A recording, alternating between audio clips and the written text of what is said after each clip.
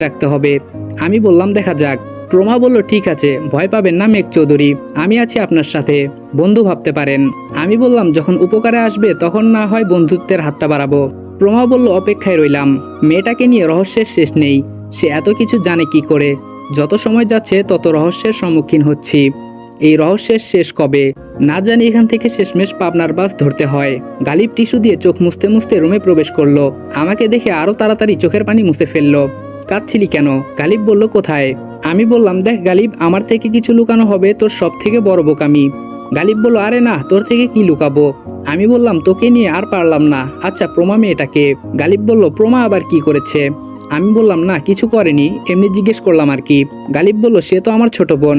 আমি বললাম আপন? গালিব বলল কি সব পাগলের মতো বলছিস, পর হতে যাবে কেন? আমি বললাম ভালো, এখন চল, পেটে আগুন লেগে আছে। গালিব বলল ওয়েট, একটা টি শার্ট পরে নেই। সিঁড়ি দিয়ে নামতেই দেখলাম সবাই বসে নাস্তা করছে। আমি আর গালিব পাশ কাটিয়ে যাওয়ার চেষ্টা করলাম, কিন্তু বড় মামার ডাকে থেমে যেতে হলো। এই গালিব। গালিব বলল জি জেঠু। বড় মামা বললেন সকালে নাস্তা না করে কোথায় যাচ্ছিস? গালিব বলল জেঠু একটু মার্কেটে যাচ্ছি। বড় মামা বললেন কেন, সকাল সকাল এত কিসের জরুরি? গালিব বলল না মানে জেঠু, মিরাজ রেস্টুরেন্টে যাবে। ছোট মামা বলল রেস্টুরেন্টে আবার যাবি কেন?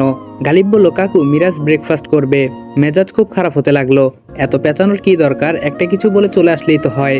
মেজো মামি বলল এখানে ব্রেকফাস্ট করলে কি সমস্যা? গালিব বলল না মানে আম্মু, মিরাজ দীর্ঘ অনেক বছর আমেরিকায় ছিল, আমাদের সাধারণ বাঙালি খাবার খেতে সেই তস্তবোধ করে। চট করে মুন্নি বলে উঠলো কাল তো বলেছিলি ডেকোরেশনের লোক। গালিব বলল আরে ডেকোরেশন তো ওর মামার, আর তাছাড়া আমি ইউএসএ ওর ফ্লাইটে ছিলাম, আবার একই ভার্সিটিতে পড়তাম। গালিবকে হাতে টানছি যাওয়ার জন্য, কিন্তু গালিবের মতলব যে অন্যটা ছিল তা কিছুক্ষণ পরে বুঝতে পারি। মেজো মামি এসে আমার হাত ধরে এক প্রকার জোর করে টেবিলে নিয়ে বসালো, সাথে গালিবও বসলো। বড় মামা গালিবকে শাসাচ্ছে, তুই দিনের দিন গর্দভ হচ্ছিস নাকি? একটা ফরেনার ছেলে আসলো, তুই কারোর সাথে পরিচয় করিয়ে দিলি না, ছেলেটা কিভাবে আছে, কি খায় না খায়। মেজো মামা আমাকে বলল তুমি কিছু মনে করো না, আমার ঘরে একটা বলদ হয়েছে, আরে খেতে পারে না তো খেতে অভ্যাস করতে হবে। আমি বললাম থাক হয়েছে আঙ্কেল, আমি গালিবকে নিষেধ করেছিলাম। এর ফাঁকে গালিব চট করে সুযোগ বুঝে বলে ফেললো জেঠু মিরাজকে কিছুদিন রাখতে চাই, ওর বাবা মা নেই তো, শুধু ওর মামা আছে বাংলাদেশে। বলছিলাম কি আমার সাথে যদি ওর ছুটি পর্যন্ত সময়টা রেখে দিতাম।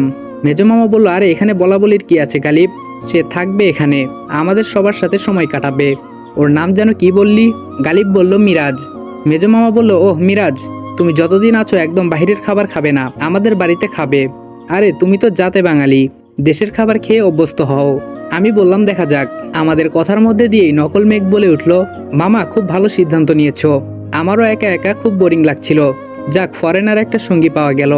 মেজো মামা বলল সমস্যা নেই, গালিব আছে মিরাজ আছে, সব তোর সমবয়সী। গালিবকে এতক্ষণ যাই বলি না কেন এখন বেশ বুদ্ধিমান মনে হচ্ছে, সুযোগ বুঝে এমন একটা কাজ করলো বলার বাহিরে। আমার অবশ্য এই পরিবারে এই পজিশনটা বেশ প্রয়োজন ছিল। ডেকোরেশনের লোক সাজার একটাই উদ্দেশ্য বাড়ির চারপাশ খুঁটিয়ে খুঁটিয়ে দেখা, কেউ কিছু মনে করবে না। 3 দিন যে কোনো সময় যে কোনো জায়গায় যেতে পারবো, কেননা পুরো বাড়িটার আনাচে কানাচে সাজানোর কন্ট্রাক্ট কিন্তু ইতোমধ্যে দেওয়া হয়েছে। কিন্তু আমার সব প্ল্যানে পানি ঢাললো এই মুটকো মেঘ।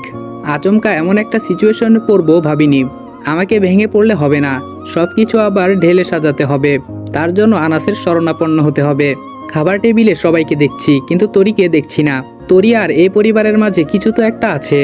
সবাই আমার বোনকে অবহেলা করছে না তো? মারজানা বেগমের তো নিজের পেটের মেয়ে, তাহলে সে কিছু বলছে না কেন? আবার গতকাল মামি বলেছিল মেঘ আসলে তরির বিয়ে ভেঙে যাবে, এই কথাটা তখন ততটা গুরুত্ব দেইনি। এখন দেখছি সব থেকে এই কথাটা বেশি গুরুত্বপূর্ণ হয়ে দাঁড়িয়েছে। না, আর হাত গুটিয়ে বসে থাকলে চলবে না, কিছু একটা করতে হবে। আমি আর গালিব তার রুমেই বসেছিলাম, হুট করে মারজানা বেগম আসলো সেখানে। আমি আর গালিব অনেকটা থমকে গেলাম, কি বলবে কে জানে। আম্মু বলল গালিব। গালিব বলল জি ফুফু। আম্মু বলল তোরা একটু মেঘের সাথে যা তো। গালিব বলল কোথায়? আম্মু বলল মেঘ নাকি তরির বর দেখতে যাবে, তোরা গেলে ভালো হয়। আমি গালিবকে ইশারায় বললাম রাজি হওয়ার জন্য। গালিব বলল আপনি চিন্তা করবেন না, আমরা যাব। আম্মু বলল ঠিক আছে, রেডি হয়ে নিচে আসো। মারজানা বেগম চলে গেল। আচ্ছা গালিব, তরির হবু বর দেখতে কেমন রে? গালিব বলল এটা আর আমাকে বলিস না। আমি বললাম কেন? গালিব বলল সেখানে গেলেই দেখতে পাবি। আমি বললাম আমার কেমন যেন লাগছে রে, মনে হচ্ছে তোরই ভালো নেই। গালিব বলল 2 দিন থাক তাহলেই বুঝতে পারবি। আমি বললাম শুন গালিব, এমপি মন্ত্রী গুনার টাইম নাই আমার, আমি কেমন ছেলে তুই ভালো করেই জানিস। আমি যদি দেখি আমার বোনের একটু কষ্ট, পুরো বাড়িতে আগুন লাগিয়ে দিব, কে বাঁচলো কে মরলো সেটাও দেখবো না, মৃত্যুর পরোয়া আমার নেই। গালিব বলল মাথা ঠান্ডা রাখ, উত্তেজিত হয়ে কিছু করা যায় না।